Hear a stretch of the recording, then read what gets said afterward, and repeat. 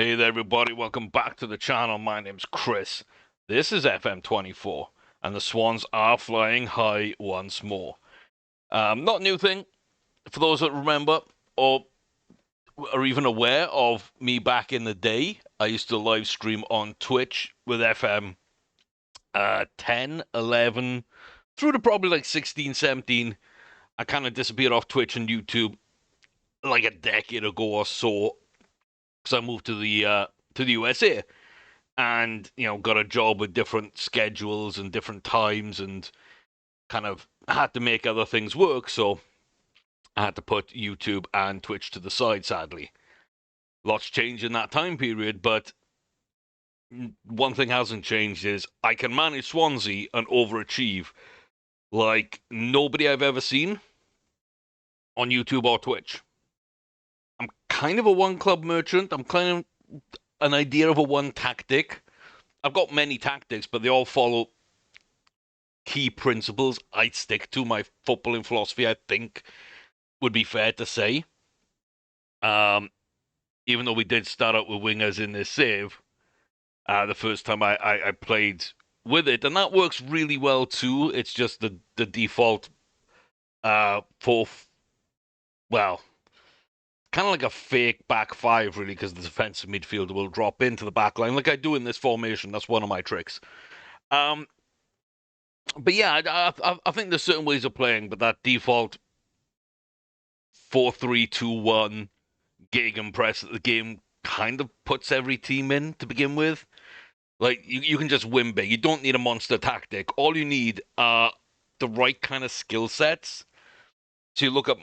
I want to break this down because I've had a lot of questions over how am I so successful, and accusations of cheating, they always come for me. So, whatever. FM11 from the pre-release for the beta, when there's no kind of editors out, there's no tool set, there's nothing you can do to affect the game. Everyone's playing. From moment one that Steam unlocked FM11 on the pre-release, I streamed that game live, winning the championship season 1 with Swansea, which seemed big back then. They actually went up by the playoffs that year, so maybe not as big of an achievement as it seemed at the time. But season 2, rolling that and winning the Premier League at the first attempt, live on camera, unfiltered, unedited, still get accused of cheating. People just hate to see someone be ultra successful at something, even if it's really the only one thing that they can do. I hate playing with a bad board. A good board is 90% of the battle. The right players are 90% of the battle, and that's not the best players in the world at all. And I don't think you need to cheat to get the best players in the world, as I've kind of shown already here. People like, let me think, like Rhian Brewster for 10 million after selling Cullum for big money. Like, you're improving the player. Your personality's worse, which is something that goes against my principles, but I kind of needed something there. So calling audibles along the way, 100% recommended. But Jashari and then Pellegrini at the back. João Rego, really cheap. Well, really cheap. He's 15 million. But he's come on leaps and bounds. Waiting on Pavlovic, not buying him for 40 to 50 million. Ending up grabbing him for 20. Nico, really wanted him. He was like 60. I had the money in the bank. We waited. We got him for like 30. Lamine Yamal for 70. You just pounce on those deals. You don't even think about them. But it is personality driven. Driven's not a bad one, by the way. I didn't mean to segue in that way, but anything with professional, model citizen, spirited, fairly determined's not bad. Spirited, driven, resolute. Those are kind of my favorite personalities. And that's just trial and error after playing since 1995. Way back in Championship Manager 2 days. Didn't hit the original game. I'm not the oldest player. I'm not the longest tenured player. I've taken lots of time off. And there are people out there that are much better than me, especially competitively. I can murder the AI. Some of you will be saying, what AI? Fair point. Very, very fair point. But I can. Competitively, I know plenty of people that are far more equipped to do that than me. But what I do really well. And like I said, you get the right personality, you get the right staff members, which your club won't have at the beginning. Not even the best clubs in the world have the entirety of the right staff. And for staff, really locking ahead of youth and get the best assistant manager you can. And that assistant manager should be good at training, but really, really good at identifying players. So judging ability and potential, and some tactical stuff, because that's what most of the information they give you is going to be about. You're going to see their recommendations on this screen, and all that information is going to be about your tactical side. So get someone really good at that. And then it's just good players, not great players. We're top of the Premier League. Is Sam Parker the best right back in the world? God, no. We're a 3.5-star reputation club. He's not even 5-star potential. But what is he good at? Pretty much everything in the pros. No cons. So, no inconsistencies, no big match issues, no injury issues. Anything else, I can deal with. I can change. I can mentor a lot of stuff out of. But that kind of side of things, you can't. And what really makes him work is 16 acceleration, 15 pace. You look at him, he doesn't look like much of a player. That's deceptively quick when you're looking at 11 and 12s everywhere. You looked on the bottom order here, 14 positioning, 14 work rate, 14 tackling. He's not an amazing defender, but boy can defend. And then, yes, he can dribble. He's got a decent first touch. He can cross the ball. These stats don't really matter. The difference between 11 and a 20 isn't as big as you think in crossing, dribbling, first touch. Because unless a player's like going in to tackle you all the time, these are good enough to win the Champions League. I can win the Champions League with Sam Parker as my right back and an equivalent level player at left back, slightly better at central defence, and even worse in goal. And it sounds really dumb to say, but I have, and we might prove that again in this save. But you're not looking for every stat. Nico Gonzalez in midfield. Like, I just paid 32 million. I moved away from a great midfielder in Stamenic, who was lighting things up for us, and I moved Jashari out to defensive midfield to accommodate him. And he's distinctly average right now. He doesn't look amazing. But he's so consistent in his physicals and in his mentals and vision, positioning, teamwork, work rate, composure, determination. There's so many 14s and 15s. He's not going to do anything wrong. He might not do a bunch of things right, but as a defensive midfielder, I don't need him to win the game. I need him to play halfback. And what's his lowest stat as a halfback? Concentration and marking of 12. But he's got so many good things as a halfback. Plus, you add a little bit of creativity on the top of that and actually dribbling to bring it out. And you can see why he works in my system. You're picking players for roles, and key attributes will follow you. Pavlovic, been terrible for me, right? 6.56. This season is slowly starting to take over. He's got a goal, he's got an assist, he's been a little more consistent, 7.09. Why? Strength, jumping, reach, positioning, tackling, marking, heading. Everything else is kind of a bonus. You want some pace in your back line. He kind of misses that. So does Pellegrino. But Pellegrino is another consistent player. Pavlovic, big strengths. Acceleration of 11 kind of scares me.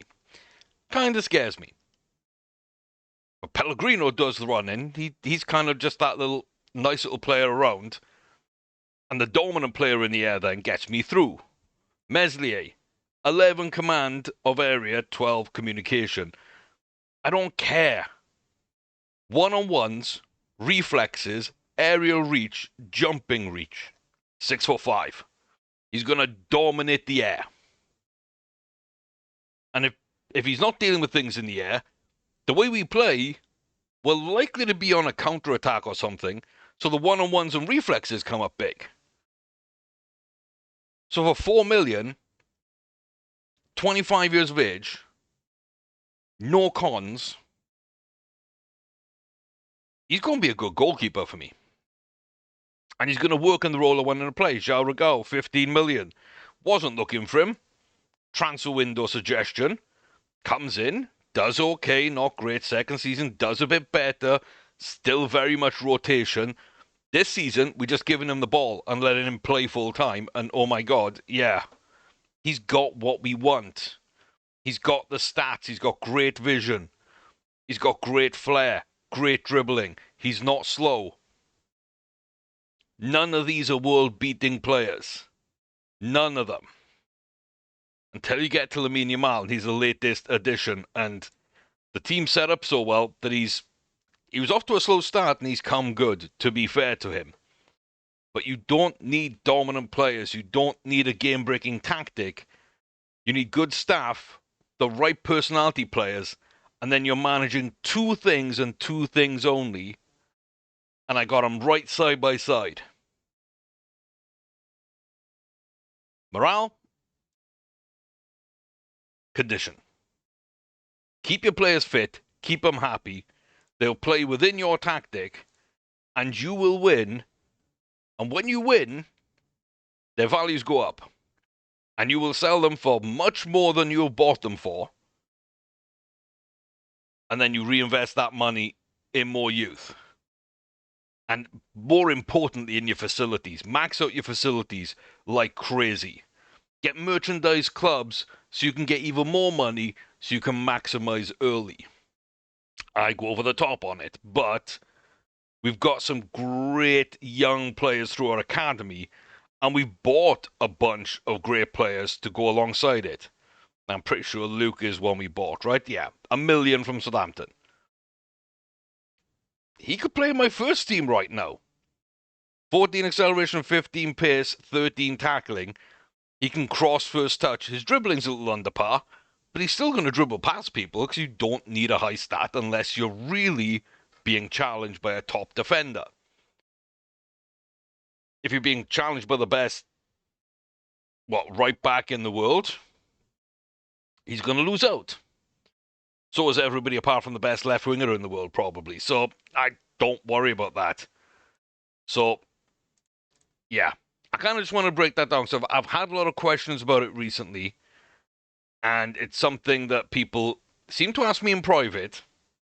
And trying to get little tips or tricks or want to accuse me in private. It's not that difficult a game, guys. It really isn't. You don't need the cheaty training schemes to develop your players exceptionally well either. Match tactic before a game, match review, and as many recoveries, either one or two, as you can put on the day after. The rest of it kind of takes care of itself. Buy young players, play them a lot. You don't need crazy training. You don't need specialized positional training or attribute training. They're going to develop just fine and quickly enough. And unless you've got the best youngsters in the world, your club and your level of success is going to grow the players you've got quicker than you can develop them into that first team player. You want to min-max later on when you're the best club in the world? That's fine. But until then, those players are never going to catch up to how quickly you can develop a club. Like I have. We're halfway through season 3. We're currently top of the league. The only game we've lost is away to second place Brentford, which is a mad statement all in its own. Away to Southampton, beaten a bunch of teams, a couple of good ones. Spurs away, our latest game. And we are going up against the holders, Man City, for this next live com. And we're just going to play it out. Man City with all their superstars that they have. And yes, we do have Sam Parker, Meslier, and Cam Humphreys. that would never get in the Man City team. I still fancy us to win. I really do. But we're going to see how that one plays out. But yeah, the fixture list, like I said, really favourable early season. I figured our first loss would actually be Tottenham. It came very early against Brentford, who were playing out of their skin. It was a very close game. I don't think we should have lost. But fair play to them. They got the job done, and that's why they are currently up the top end with us. And Spurs, I don't know. We just kind of took over the game. But again, our real purple patch came 60 seconds when we scored 2 goals. Without that, who knows? Meslier kind of kept it in play for us. And Sam Parker with all those 11 and 12s, he would have been man of the match if it wasn't for Profundi with his goal and assist. Man City, Liverpool, West Ham, Norwich, not too bad. But again, we do pick up a little bit at different points in the season, and the ending does look a lot more brutal. So we're getting our points when we can. But yeah, check the transfer list, especially out of window. Identify targets, talk to the agents, figure out exactly what it looks like, and see if they're even interested in you. And you can make moves based off of that. So right now, I just gone right down to doubtful. So if we just had money and we could pick up anybody, who could we actually get? Well, Callum Doyle, I think, would be a really nice left back who can play centre back for us. Connor Bradley would be almost an ideal right back for me. Adam Wharton would be a nice controlling midfielder. And Alex Scott would be a nice little Mazzala really on attack, where I think I can train him up a little bit. And I don't really want him to shoot from distance, so I'm not super worried about that. They're more creative than out and out attacking the way I play. But yeah, I think he would fit that role really well. So I've identified dream targets. Musiala's a no-brainer.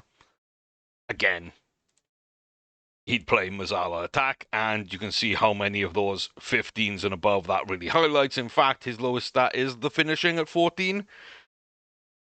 So yeah, he'd be amazing. Other people will play him in different positions. I get that. But yeah, that as a 3-man midfield with Nico Gonzalez in behind them. And these two as my fullbacks. If I had all the money in the world and they wanted to join me, those would be 5 transfers I would be really trying to make. And they're all homegrown nationalities. We got some Englishmen, we got a German Englishman, and we got a Northern Irish player. And to be honest with you, he's the only one that's really actually affordable. Not for us right now, we've blown our budget, but he's also one of the people that really doesn't want to join us. But as we've done, I want to highlight this again because people do seem to kind of not really understand. Just look at who's on the transfer list, who's available for a transfer, even just slightly, and then sort by the transfer value down, because this is what's going to get you the best players. And then you can see exactly where to go. 40 million for Zamani, I think, is a bit of a steal. He's a really nice player. He's got spirited personality. He's a right-footed defender. I've got a bunch of left-footed centre-backs right now. Even the youngsters coming through, I think. But I can see heading, marking, tackling, really good. Positioning. Work rate's a touch low, but nothing crazy. Acceleration a touch low. I want 14s and above. Pace is there. Jumps well with some strength. For 40 million, I think you can have a star centre-back for the next 7-8 years. Like, that's a no-brainer move unless you got people already there. Raspadori, again, just anticipation, off the ball, acceleration, pace, dribbling, finishing, first touch. That's all I'm looking at. 7 stats for a striker. Unless they're a target man, then these 3 don't matter and it's just heading and jumping, reach and strength instead. Different 7. Fairly professional, great pros, no cons I care about. He's not injury prone, he's not inconsistent, and he doesn't shirk from big matches. In fact, he's consistent and he enjoys big matches. So for 40 million, if you're looking for a striker, he might not be anyone's first choice. He might even look better as a winger to some of you. But he's good with both feet. He can play attacking roles really well. He can hold the line up. He can do everything. He's 5'8", he's not strong, he's not good in the air. Just don't play that way.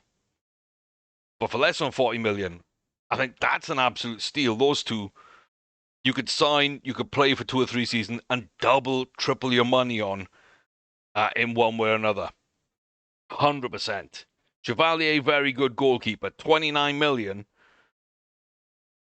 Like, again, I think you could do far worse. 6'2" isn't the end of the world either.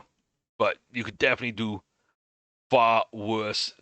Tennis, I like a lot. Apparently, PSG are just selling goalkeepers now. That is really interesting to me. That is really interesting. Rangers, good. Almada, great. 13.5 million. Nuts.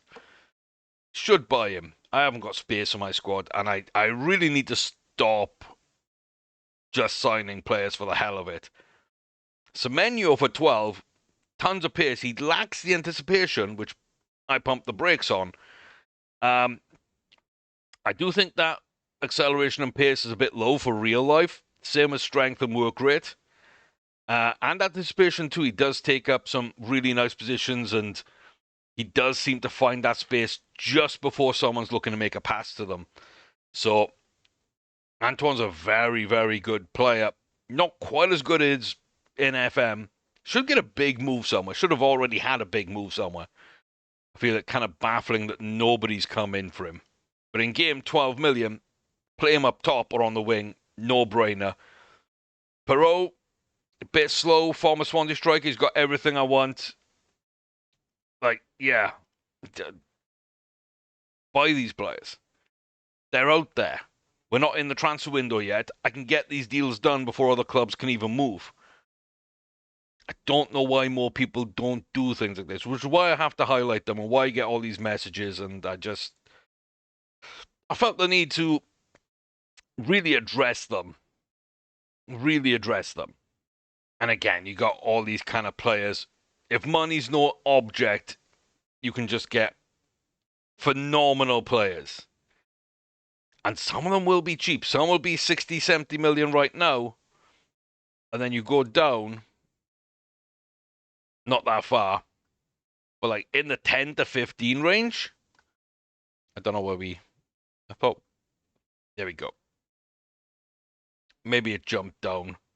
But 10 to 15, you can normally find something. Giovanni, young, cheap, good potential. I don't know how much he can move forward and how much he could be an actual striker. I think you're probably better off keeping him, but I would say off the right, inside forward, on his left foot. Little mini Mo Salah, can he be that effective? I don't know, but he's got everything kind of good. Not quite there, but moves into channels, plates his shots, cuts inside from right wing. Everything is set up for him there. And like I say, that's such a cheap deal. That's a crazy cheap deal. Giabi as well, just a solid all-round ball-playing midfielder. I would have no problem at all slotting him in as my supporting centre mid. 7 million. In fact, that wouldn't be a bad deal. If I need to get English players back in the club or British players, something like that's really a squad player I would look at. I'm trying to see if there are any real deals. Like Lamina Fati, pretty cheap for what he is. I don't know about his potential. You've got to scout players. Get really good scouts and then like fully scout them. Yeah, he's pretty good. He's pretty good. Yeah, don't know about his potential, but if you're looking for a young striker under 10 mil for what would probably end up being someone that's going to win English caps, I think you go really early and you try and win him round. Tajaline, great as well. First touch, passing, technique's overrated in the game. You look at him, you think ball playing defensive midfielder, but I just would put him up into midfield. 100% would put him up in the midfield. All you really need to do is see, can he get any quicker and then work on his tackling. And he'll be an all-round Premier League midfielder, just constant 7 out of 10 every single game. Kind of like my Cam Humphreys. I think just fantastic. And again, under 10 million can get you a Champions League winning centre mid in effect. I'm trying to find other things that are just like real standouts here that you really shouldn't ignore. And I feel like too many people do, and they do can ask me why, like, where do I find my bargains? It's literally this. I might spend too much time doing this, to be fair. I really might spend too much time. But if you're really interested in the success of your club long term, and you want to get there as quickly as you can, I don't think you really can put too much work. Mark and Dahlia like 14, 14, 14, 14, 13. 15 jumping reach. 14 positioning. So we've got a 13 in pace and a 12 in work rate. Everything else I value is a 14 or higher. 6'3", 23 years of age. Available, what? 7.8? Probably 7.75. And he's consistent. And we don't care about these cons because it's not injury prone. It's not inconsistent. And it's not dreading big matches. And you can already see he's not that far off Pellegrino. I just got Pellegrino for half the price. Yeah, I think him, someone like Shirkin as well, left back, good enough going forward, quick enough physically, good work rate, and he's okay defensively. He's not great defensively, but he's okay. He is a little injury prone. I think he costs a touch too much at times, but under 10 million, you can make that deal.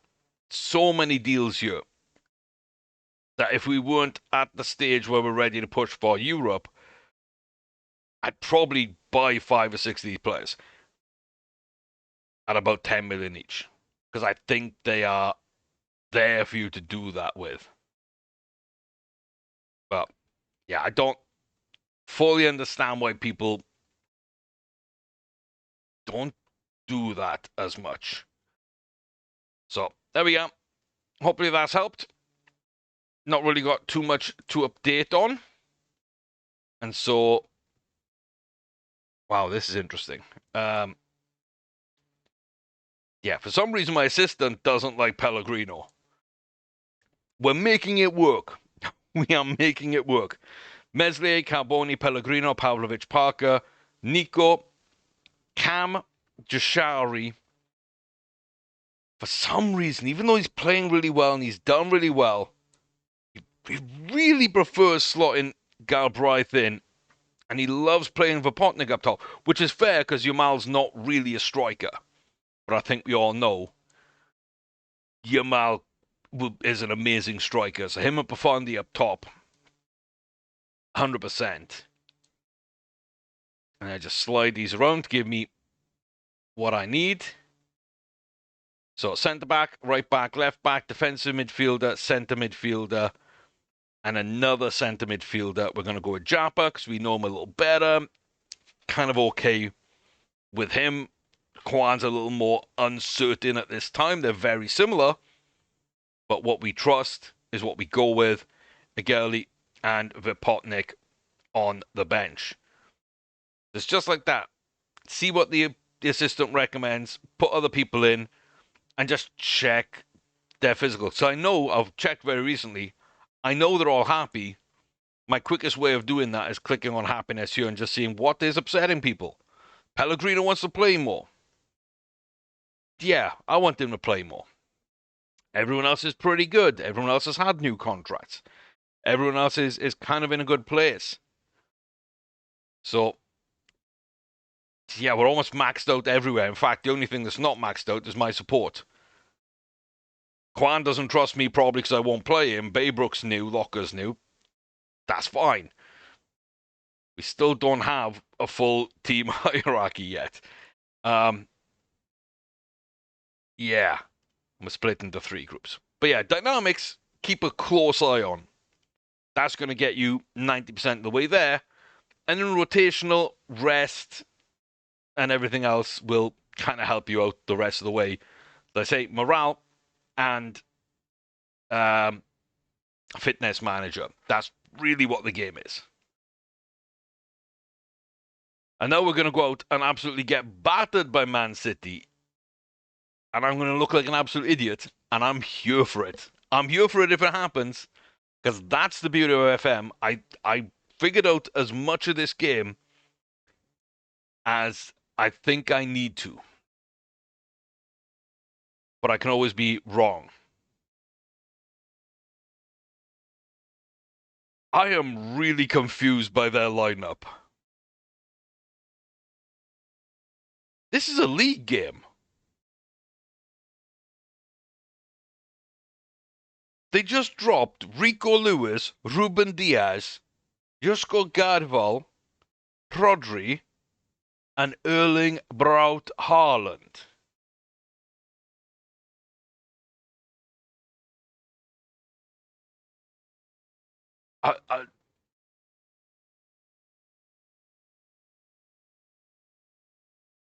Why?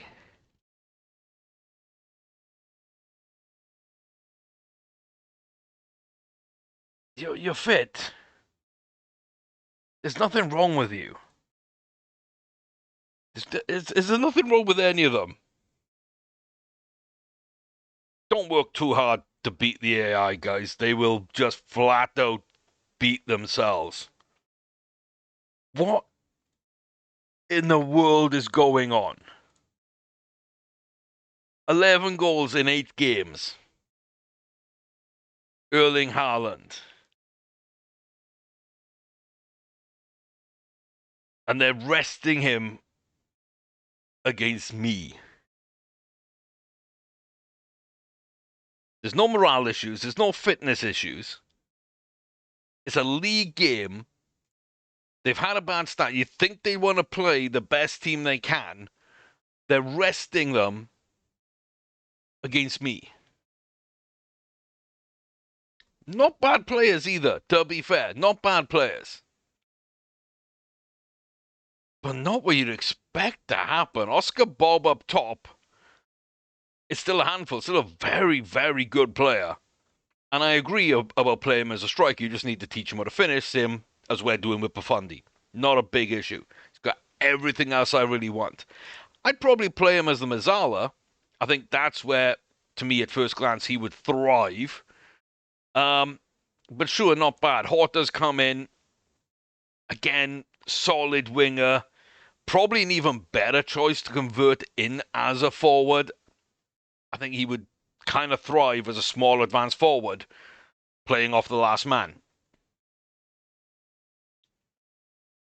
But the players they've taken out are crazy. Calvin Phillips at defensive midfield. In defensive midfield. Sorry, at centre-back, not defensive midfield. In defensive midfield, the transfer-listed Kovacic, who, again, if you're not worried about the age, and I would be, then 17.5 million is going to buy you a great midfielder for a year or two. Naipan, great all-round player. How much they get him for? I'm not sure. But not who you expect to see. And Bernardo Silva at left back. We just checked their team. They had Haaland in the lineup and they just pulled them all for me. Make it make sense. Like, first Yamal and then this. Oh my god. I've just explained how, like, I'm good at this game for certain reasons. And then the game just does that. Now, if we lose, my God, rip me to shreds in the comment. Rip me to shreds. But I'm not sure I can see a way of how, because they don't even have Haaland on the bench. Phil Foden masterclass? Maybe they take off some of their other players and end up pushing Silva forward. And him and Foden take over the game. Oscar Bob has a great game. Naipan has a great game. I don't know. But I do much prefer my first 11 to theirs now, which is something I should not be able to say. With a form team, with a home team, and man for man, God damn it, we're the better team. And that's nuts. We got the better goal difference, the more wins, the better points. Like, just, oh my God. I'm staying on cautious. I'm not an idiot, but we're seeing the first few minutes through. And they did get a shot on target, moving up to positive. They should be 1-0 up. Right, now we're going very attacking. And I think there's a high likelihood that they are going to be trying to hit us on the counter. They might do it there, but Yamal, 70 million. Oh my God, he hit the post. It should be 1-1 right now. It should be 1-1. Parker towards Profundi. Doyle. That's why I like Doyle. He is showing it. Foden should tear someone like Parker to shreds. I don't know if he is going to. Yeah, they're definitely playing on defense and trying to counter me. Which, against the top of the table, when you're not in a European spot, away from home, like, all that really does make sense. And Phil Foden's missing an empty net like that. But yeah, down to cautious. This is also big, but I'd say it's morale and fitness, but it's also mentality. That's really what it is. We've had the better of the game. It doesn't look that way. And they're playing very defensive, so I'm going to mess about on balanced and cautious. And now and again, we're full send to very attacking and come back down before the half. And then just not happy. Unacceptable. I know everybody's good. I don't need to continue bad-mouthing people. Quit while you're ahead. And there you go. There you go. Okay. Marmouche on the right. Nunez in. They're still playing Silva out of position and on a yellow. And they're still playing Phillips. I would have thought, instead of Nunez, you bring in a centre-back. And he swaps with Calvin Phillips. And then what you actually take off here is Silva for another centre-back. If you've got them on the bench, I don't know if they have. I can't remember. But if they do, and then you put Doyle out on the left, and then I think you've got a very solid Man City team that could really damage us. But they've done well, to be fair to them, but just like, this doesn't make sense to me. That being said, it's 50 minutes and we've not really had a highlight. And it is time for us to change things up. Nico needs to come off. That's the easiest thing in the world for me because Yashari plays there great. I was going to put Sammy in. I don't think I'm going to put Sammy in. I think we're going to switch up the wings there because that's technically their pseudo wingers. They're pseudo inside forwards who just start inside and go wide rather than vice versa. Yeah. And then, Yamal not doing anything. I'm going to throw Profundi out on that left-hand side. And let big Zan Vipotnik come on up top. I'm very tempted to put a Gailey on as well, to be fair. But I've got to know my fullbacks to do so much work they're probably both going to get sub, which is why I always have those on the bench too. So right now, if I had to do all my subs, left back, right back, striker, we're going to hold off on those until a little bit later in the game. But this is something that might work for us. It might work. And now I'm going to go positive. And here's Sam Parker for Potnick. Don't get caught in it. Jashari is the halfback, playing in between the centre-backs. Pellegrino's going for a walk. I don't love it, but it could work out. And it almost did. A little bit of freedom to your players, and we will see. Gundogan for Doku. That's going to work for them. That's going to work for them. What side's Doku on? The left? No.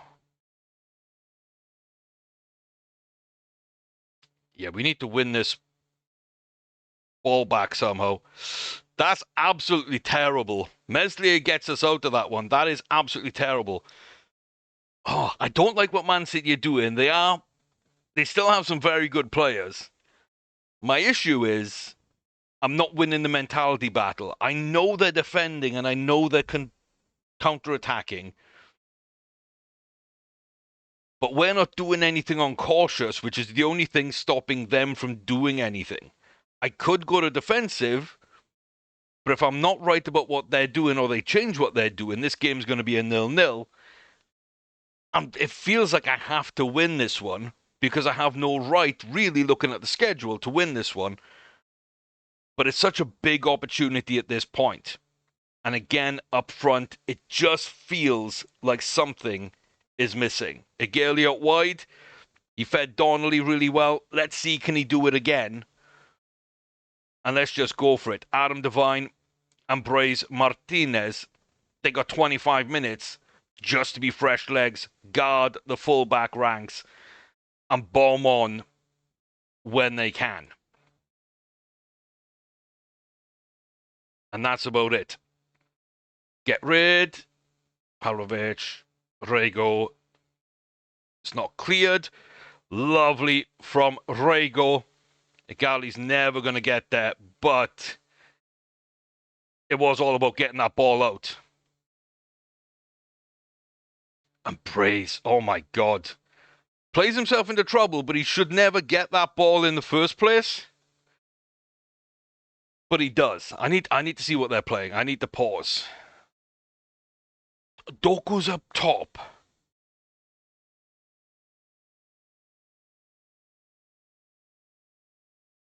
Why are you playing your 5'7" player at striker who's just really good at running with the ball in the one position where he won't have room to run?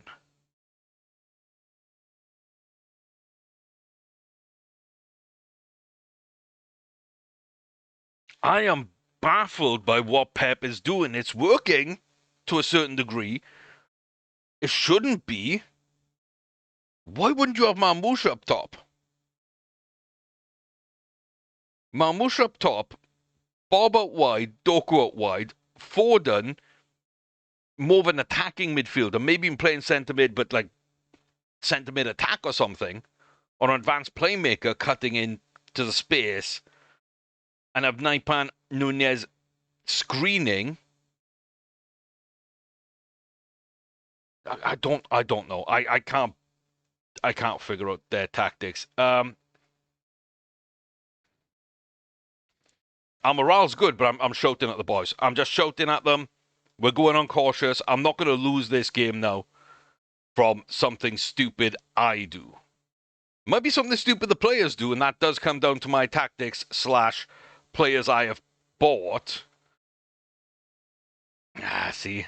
Nunez did a very, very good job there. They're playing well in their roles. I just don't fully understand the idea behind their tactics. Oh, that's where you play Doku. That's why you play him up top. If you're playing balls like that and you're able to get into them. I don't know why they did when the game hasn't been that way. And I drop back to cautious to kind of stop that from doing it. And it still did it to me anyway. And that's kind of what it is. Pavlovic was at an absolute mare. And the one player I really want us to do something with just kind of lets us down. And we're on very attacking, and they're just sitting back and soaking. So I knew exactly what they were doing. For some reason I couldn't break them down. They end up winning. They really shouldn't have. I wasn't FM'd. My players weren't at the level high enough. But at the start of the season, you offer me a 1-0 defeat at home at Man City, but a 2-0 victory on the road at Tottenham. I'm taking it every day of the week. So even though it's points dropped, even though it's just a stupid goal to give away against a team that tactically made no sense, we didn't quite have it. I really want to be more angry than just pointing. But yeah, this will actually work in our favour because we'll bounce back, and it's a game that we shouldn't have had a chance in realistically. And we did. We're coming into a bad period right now, I feel. It sucks. It sucks because we shouldn't have lost tactically. I mean, that's why Pep's paid the big bucks, right? He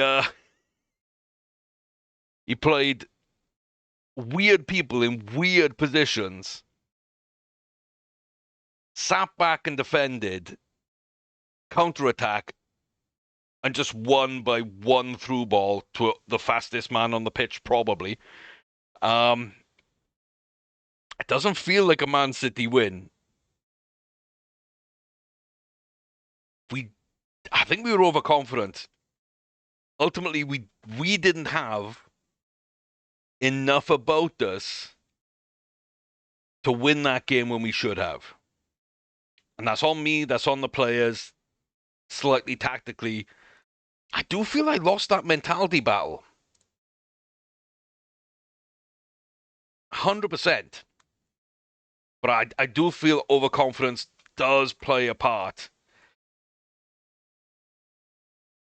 And that does hurt. Oh, I so wanted to win that one. I so wanted to extend at the top. Because, yeah, I figured that we'd... Like I say, I know this is a tough part of the schedule for us. And we get a couple of good games in. But the problem is it's going to come off what I thought and what might turn out being a loss to City and a loss to Liverpool. And that's going to hurt your morale.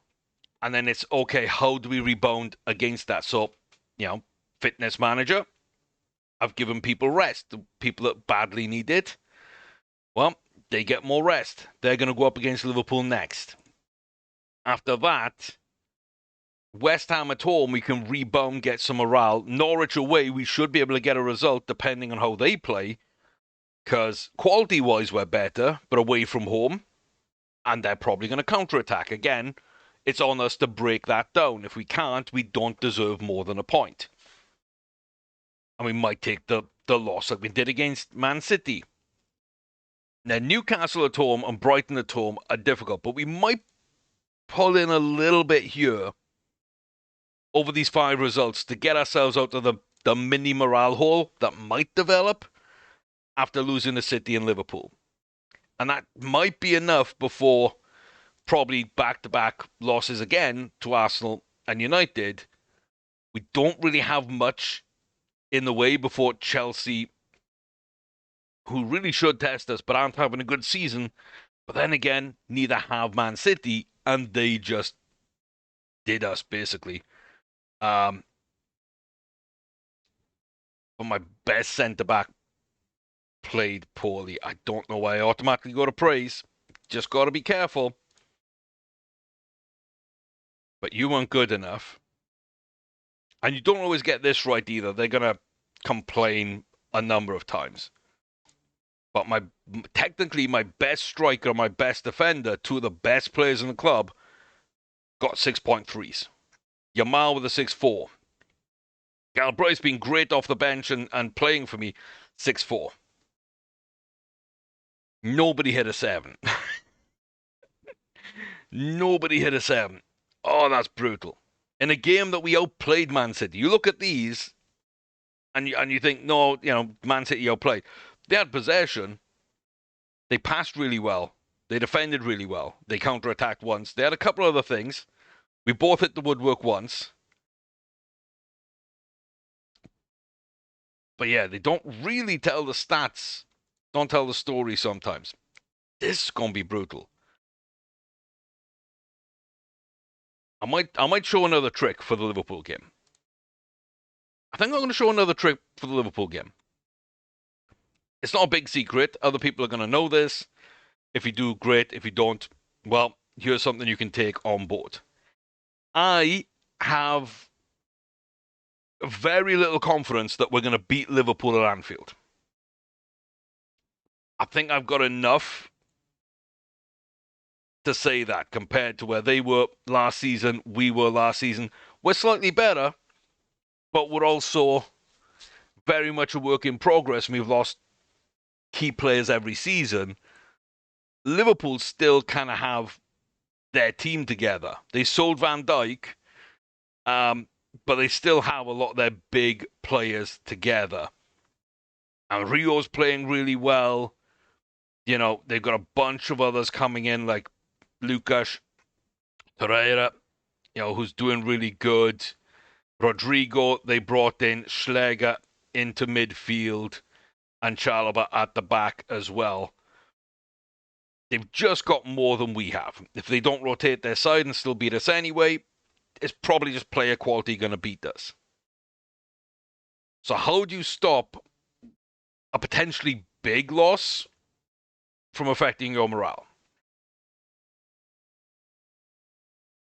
You kind of give the game up.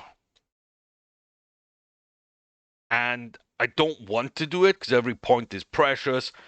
And there's every opportunity that our first team could go there and win. But I think I might be killed for doing this, both by you guys and by Liverpool. But I think this is what's going to happen. Oh, I don't know why I got those two the wrong way around. I've got no idea why I got those two the wrong way around. Galbraith in the middle. Galbraith in the middle.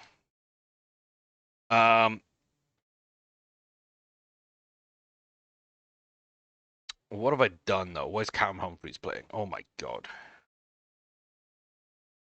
When you misclick once, it all falls apart. Have I done it again? No, I haven't done it again. Good. I think that's my 11 to play Liverpool. I think that is. I think that's all there is to it. Donnelly's going to go on the bench. And I can't pick my subs because they're all coming from the kids. And they might have a match to play in between now and then. But we're going to give up this game against Liverpool. Because if they lose, it's the players that lose and are on the bench. The players that play and the players that were part of the matchday squad. They lose the morale. I don't want back-to-back losses on my players. And I don't feel like I can get a great result against Liverpool. So we're likely going to stack those morale hits onto my main players, even though morale's really high and squad unity is really high and cohesion, everything helps with that. I shouldn't win this game, and my season's not defined by this result in the slightest. I'm not going for the league. I'm not going for top 4. Even if I was, the gap I've had up until this point over teams like Chelsea, Spurs, Newcastle. What's my gap to Chelsea? 10 points after 10 games. 7 over Spurs, and we just beat them at their ground, so they're not going to get a 6-pointer over us unless they beat us at ours. Possible, but who knows? Newcastle, Brighton, like all these teams have got 5 points over Arsenal. We just lost to Man City at home. We've still got 4 points over them. We're still going to be above them after this game, no matter what they do. United could tie up with us. Who cares? we're going to be above Brentford after 11 games, no matter what, because our goal difference is better and they've got the same number of points as us already. Liverpool could move top. I don't care. They're not in great form. They've sold Van Dijk. I don't love their defence. I'm not sure how good Alisson still is and how well he plays, but I know Mamardashvili's ill or injured. I just seen that. I could attack this team, but it could go badly wrong. I'm going to play the B team. Worst case scenario, we lose anyway. Morale hit goes on players that aren't supposed to play for us if everybody's fit. Best case scenario, my second 11 goes to Anfield and somehow wins. I've just won at Anfield, and my first 11 is completely well rested.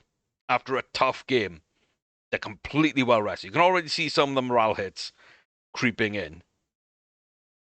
And these are more from not playing. It's dumb unless it works. And even if it doesn't,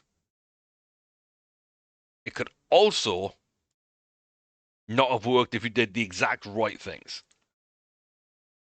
Pick your matches to win. Pick your matches to win. I'm going to go with Anfield with my B team. Which, to be fair, includes 15 goals in the Premier League last season. Big Zan Vipotnik. And someone who's been scoring at a decent clip this season. At least before we brought in Yamal and he dropped to the bench. Which he took rather well. He was really upset.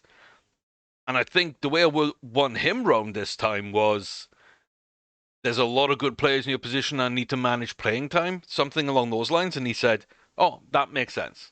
I was like, it shouldn't. You should be upset. But I'm really glad he wasn't upset. Let's go pick our bench then. Elliot Jones. By God, there's just nobody here to play on off the bench. Ika Bravo, Palfrey Reese. Okay. Who's going to be my defensive midfielder? Who am I going to go to for this? I think highest morale in case they do take a hit, so Jashari.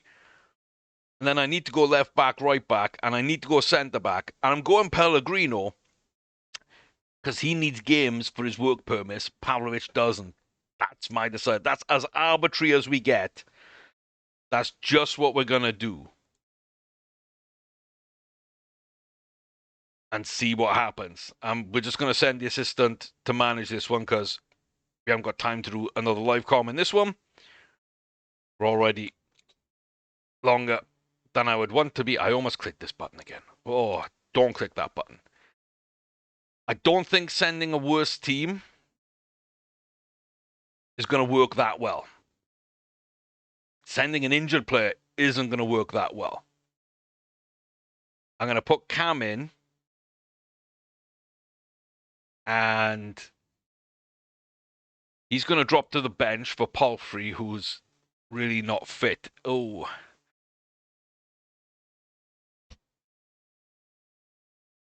Okay, yeah, a couple of these kids aren't fit. What am I going to do? What am I going to do? I think Cam's going to play.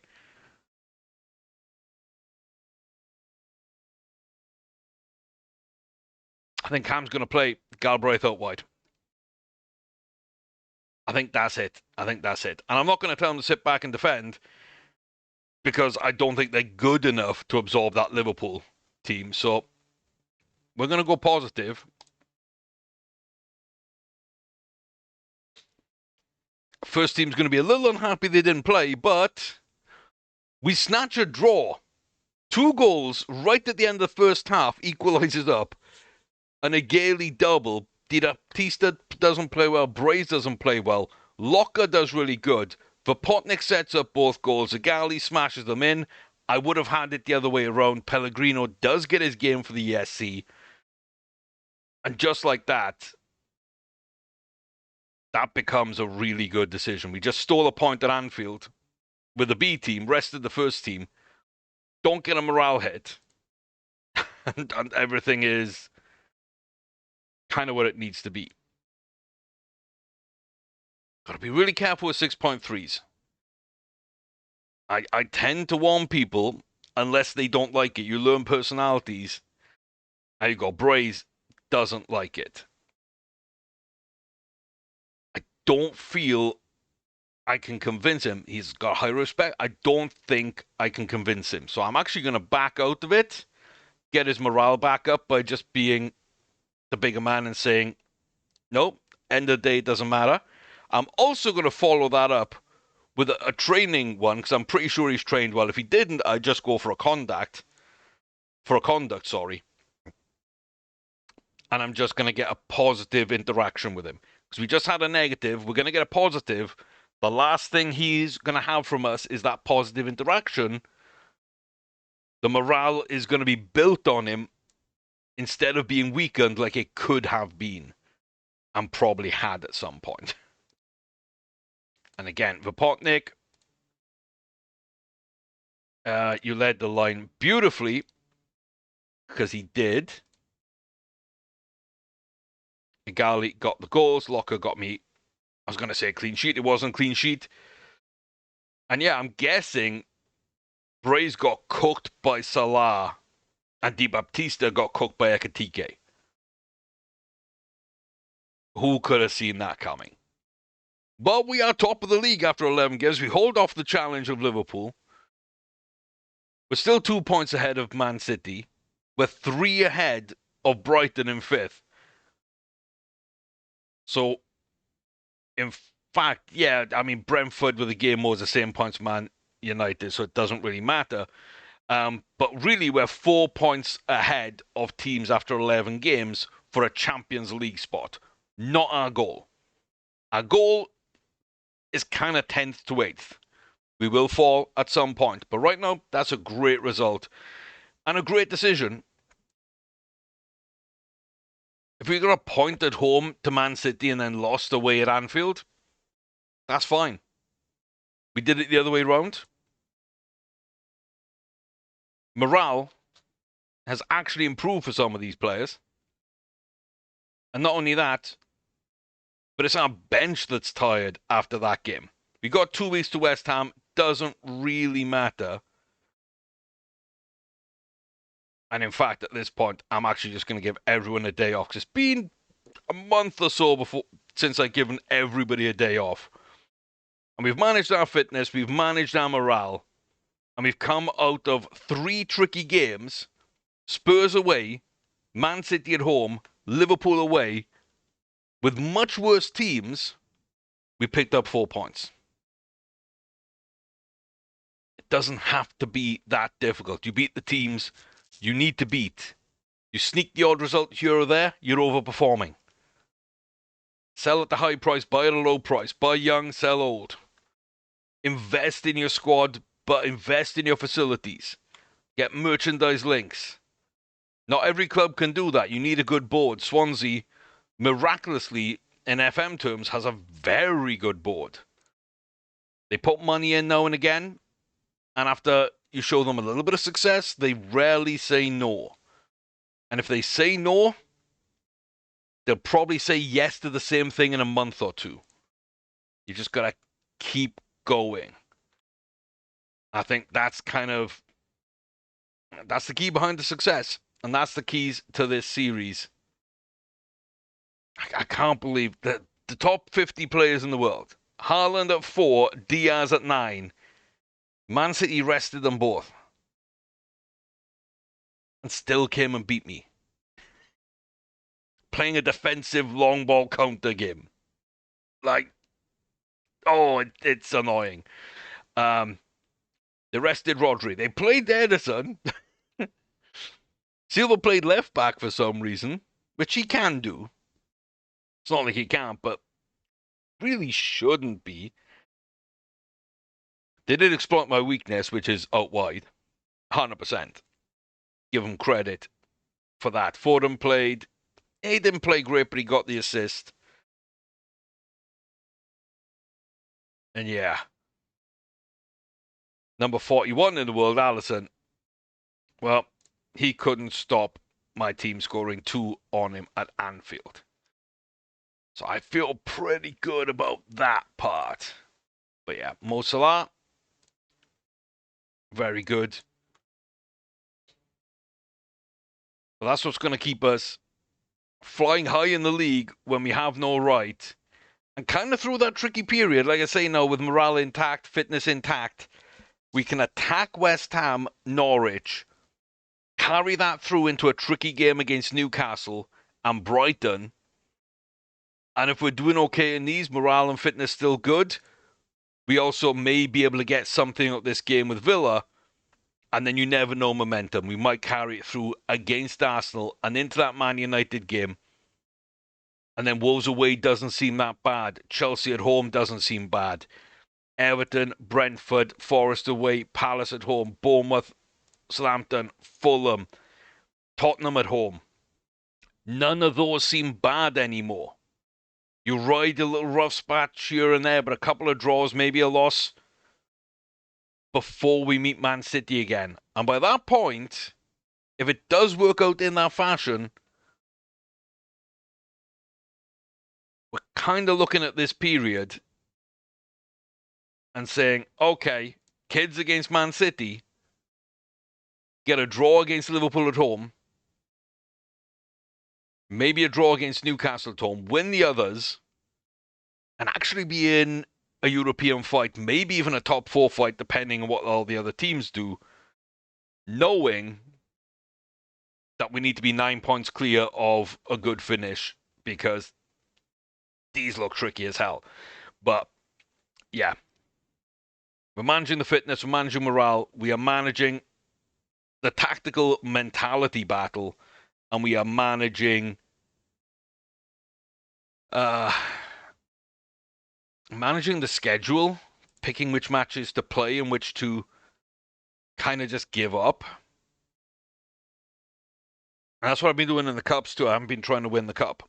So, whether you think that's valid or not, let me know, comment section down below. But it works for me. I don't know if it would work for you unless you're playing a Swansea. I know this club really well. I know its strengths, I know its weaknesses, I know the quickest ways to improve it, and I know how this board works in FM24 is way different than it used to in like 21, 22, 23. They used to be an absolute nightmare. Now, they're a board really you can work with. And they want you to sell young players, sell for a big profit. And if you have success on the pitch, they're almost going to fall over themselves to give you what you want. Including stadium upgrades, which we're slow on, but is coming slowly. Hopefully, this season, maybe. But yeah, I think that's kind of answered all the questions that I had building up on Discord and just in general in the past as well. So if you have any more, leave them down in the comment section. I will get to them. I'll be happy to explain everything. I think I'm pretty transparent the way I've played and shown you exactly what I do in matches, and it's all unedited because I really don't like editing videos. I'm not that good at it, and I can't pay someone to do it. So you kind of get what happens, and that's it. You see how my transfer business is handled. You see how the morale is handled. You see how I just, from the basic tactical, I just pulled the match tactics down from here to give you a little bit of a light the week building into the match, and then match review recoveries either side. Like, I think I've shown all these in exactly the same here, basically. So, yeah, I feel like I've shown everything I can. And you can see it's working. So, pick what parts seem useful to you to use in your game. And ignore the rest of it. And that's what you should do with everybody's content and every piece of advice. Pick the bits that are useful and retain that. Throw away the rest. Does not matter. And you do that from enough places, enough people, you're going to build this repository where you can play the game the way you want to play it and have the level of success you want to have at it. And I think that goes a long way in keeping momentum in a game, keeping interest in the game. But if there is anything you think I haven't explained, I haven't shown, or that just looks weird to you and you don't understand, please do reach out. Let me know in the comments or on Discord if you have me on Discord or one of the servers I'm on in Discord. You can reach out to me there. But that's going to do it for this. Next video is going to come at the deadline day of the transfer window. And the only reason I say deadline day, not the start with like a preview of my targets, is I don't have targets. Unless the board gives me a ton more money, this 5 are not possible. And unless somebody else like a Yamal comes on the transfer list, these 5 are literally all I'm looking at until I figure out what my youth academy looks like. So unless there's a random player on the transfer list, or unless someone like Jacob Greaves gets bought and I need to find the replacement, which I don't want to do. I was going to say I'll bring up a youngster, but also, yeah, think about and prep your transfer business well before the window. I'd have to call Newbie back, maybe, or call up Callum King. I don't mind that they go. I mean, he's a model citizen. He's 6'6". He looks great. He needs to get a little better, a little stronger in places, but like phenomenal. One of the best youth prospects I've had in so long. But I don't really want him as my 4th choice centre back, especially not when 3rd choice centre back is a 17-year-old who's well more well-rounded and just, again, very, very good. Long term, my starting 2 centre-backs not an issue. But if Alex is my number 3 and Callum is my number 4 this season, I'm not going to feel comfortable. Especially if Pellegrino and Pavlovic aren't kind of hitting the heights that I know they can, and I think they should. The fallback on these two's going to be rough. So if we did sell Greaves, that probably means we would have to find a more capable replacement. But unless something like that happens, where people get wanted, I don't plan on making moves. I worry someone's going to come in for Cam Humphreys and Arden Jashari, because nobody really has to this date, and they've been very good in general. I do worry now with Greaves, and I worry with Rego. Not so much for Potnick, because we're kind of carrying an extra striker, and I can just call up Ika Bravo.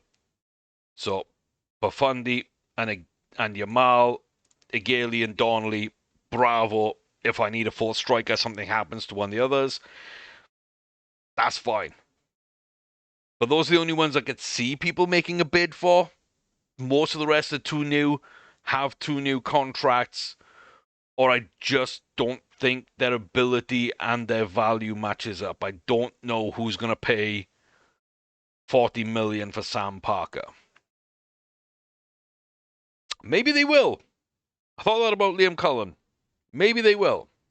Then we got 32.